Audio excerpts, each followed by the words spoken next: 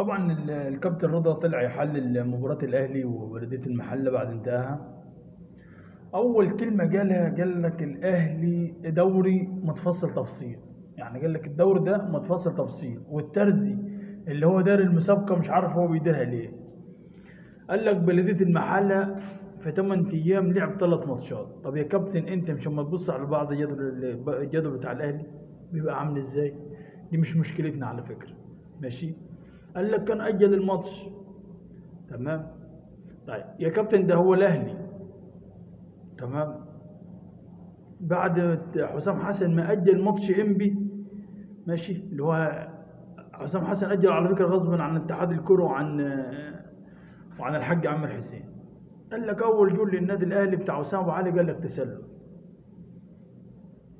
تالت جون بتاع رضا سميم قال لك تسلل. قال لك ضربة الجزاء مش ضربة جزاء. قال لك الماتش متفصل مخصوص كده للنادي الاهلي، لان الاهلي عايز هيفوزوا الاهلي باي شكل. يا كابتن اقسم بالله الحكايه ما كده خالص.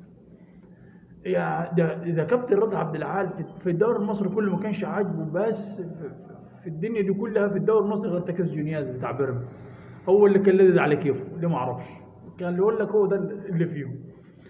يا كابتن انت تكره الاهلي، تكره لعيبه الاهلي، وانت طلع تهيج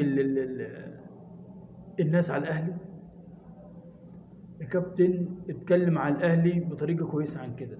يا كابتن رضا انت كنت لعيب وحريف وكل حاجه، بس اتكلم عن الاهلي بطريقه كويسه عن كده. الاهلي لعب، والاهلي يستحق الفوز، والاهلي فاز. الاهلي مش نازل يهزر، الاهلي هيتغلب يعني عشان يرضيك انت مثلا ولا ايه؟ لايك وشير وادعم الفيديو، وقول لي كابتن رضا عبد العال انت غلطان. سلام عليكم.